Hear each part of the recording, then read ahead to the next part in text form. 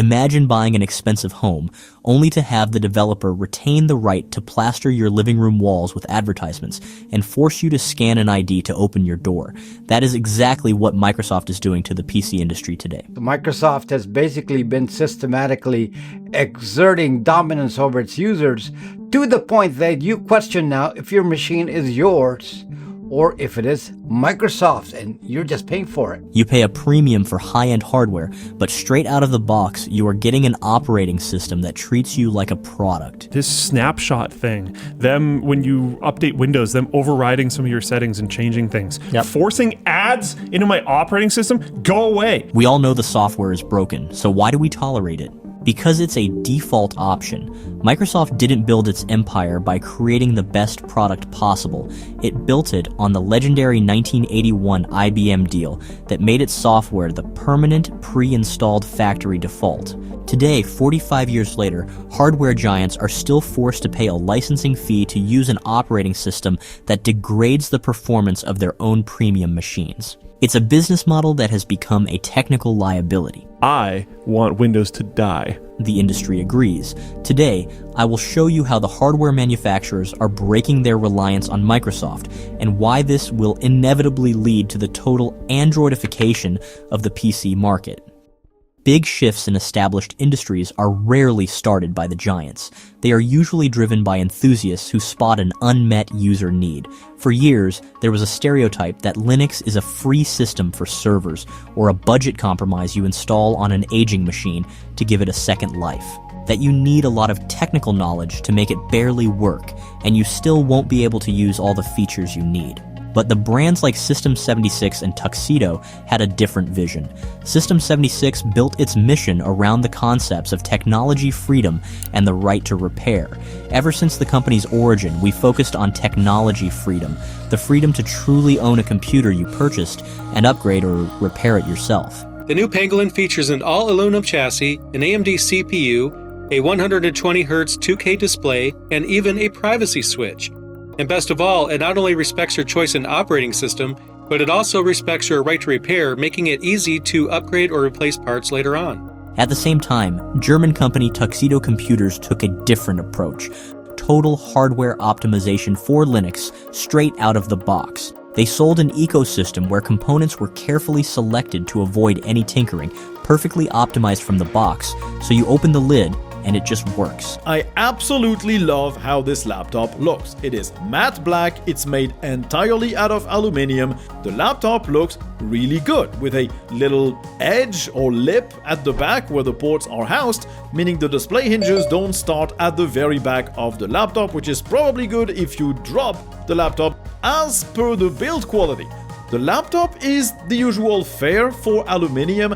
It feels really good when resting your palms on it. It feels solid, it doesn't bend, it has very little flex, apart from the middle of the keyboard. It's a really solidly built computer. These brands proved that a premium, expensive Linux laptop could compete with a MacBook in build quality and stability. But the best example you already probably know. Framework promised products that are open for you to repair, customize, upgrade, and own at the deepest level. This is the Framework Laptop 13 Pro. It's a complete ground-up redesign of the product, and it's still backwards and forwards compatible with the entire lineup of Framework Laptop 13.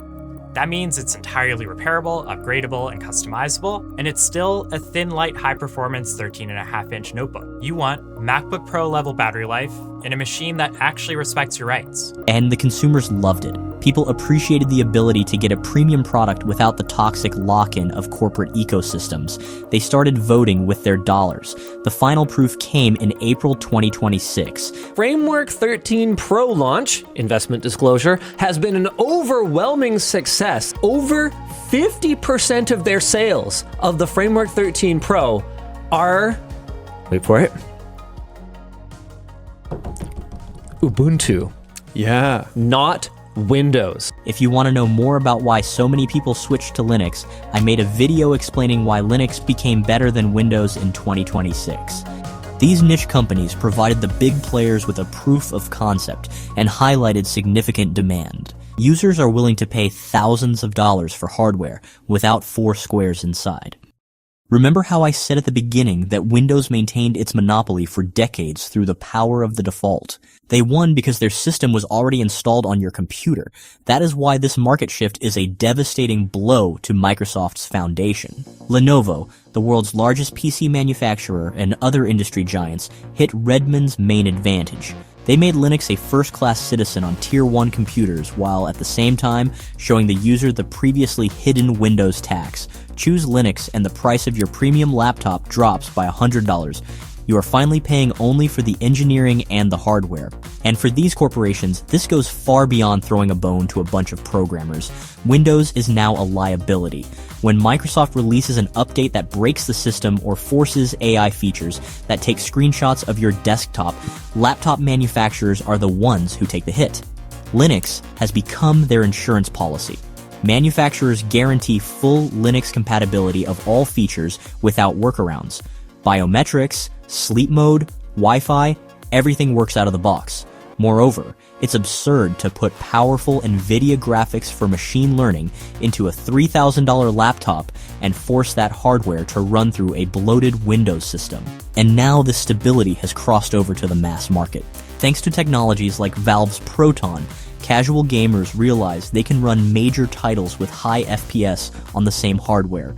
And even when moving to Cyberpunk 2077, that we do get better performance with Linux. The same game running with a conversion or translation layer is actually faster than when running natively on Windows. They are abandoning a heavy system in favor of pure performance. And for the manufacturers, this means lower tech support costs, the elimination of software-induced returns, and zero licensing fees.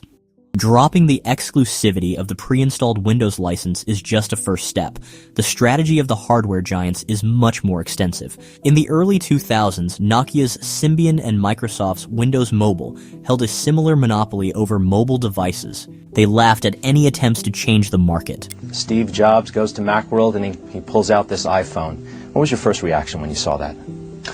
$500 fully subsidized with a plan? I said, that is the most expensive phone in the world, and it doesn't appeal to business customers because it doesn't have a keyboard. And what happened next?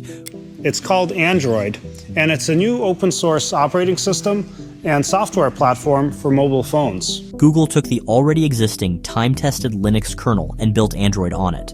Hardware manufacturers quickly understood why pay for licenses to a heavy foreign OS or depend on a monopolist when you can use a free open-source foundation and create your own product. Symbian collapsed, and Microsoft burned billions of dollars before exiting the smartphone market. Those giants crashed against open source, and now this history will repeat itself in the world of computers. For decades, PC manufacturers have been trapped in a race for marginal improvements, fighting over shaving another millimeter off a metal chassis, optimizing supply chains, and looking for new ways to sell the same product as competitors. All while watching Apple build a multi-trillion-dollar valuation through total vertical integration, owning the hardware and software and selling the whole ecosystem. Let's forget for a minute about programmers or veterans who still remember Windows 95. Look at the modern casual user and a company like Samsung. Today, they compete with Apple through seamless integration across phones, watches, and TVs. And now imagine, instead of shipping another faceless metal box for Windows, Samsung can release a laptop running their own One UI OS built on Linux. They get the benefits of a stable, open kernel while integrating the machine into their ecosystem at the root level. For a user of Samsung's ecosystem, that laptop feels infinitely more intuitive than navigating a bloated Windows 11. By the way, Huawei is already living in this reality. Locked out of Windows by sanctions, they shifted their flagship laptops to their own Harmony OS. This gave them deep integration with other Huawei devices, unachievable on Windows, but their system runs on a closed, proprietary kernel. That makes it a very niche product, because you can't force global developers to rewrite software for a single company's OS. This is where the strategies of brands like Samsung and Lenovo can shift the paradigm. They aren't going to reinvent the wheel. By using the shared Linux kernel as a foundation, as they did with Android years ago, they bypass the isolation trap. They build their custom UI on top, but under the hood, it remains a universal standard. When Tier 1 manufacturers push these devices to the mass market, Linux market share skyrockets. Software developers who ignored the platform, from Adobe to the creators of kernel-level anti-cheats, will be forced to adapt their products to Linux. The sheer market volume will dictate the rules. And if you think this is just a theory, the plan is already successfully realized. This is Steam Deck, the most powerful gaming handheld in the world. Valve felt the threat from Microsoft's closed ecosystem years ago. Our view is that the openness of the PC ecosystem is the superpower, right, that we all collectively benefit from. They built SteamOS on Linux, dropped it into the Steam Deck, and proved that a custom Linux environment can sell hardware. The rest of the industry took notes. Asus, with the ROG Ally, and Lenovo, with the Legion Go, learned the hard way how clumsy Windows 11 feels on portable devices. They understood that to make an ideal product, you have to control the operating system. But the real motive for manufacturers here is post-sale revenue, subscriptions, cloud storage, and services. This is where money is made. Microsoft uses an Asus or Dell laptop as a free billboard. They sell you Office, push OneDrive subscriptions, and inject ads into the start menu, extracting all the lifetime value while the hardware manufacturer gets nothing.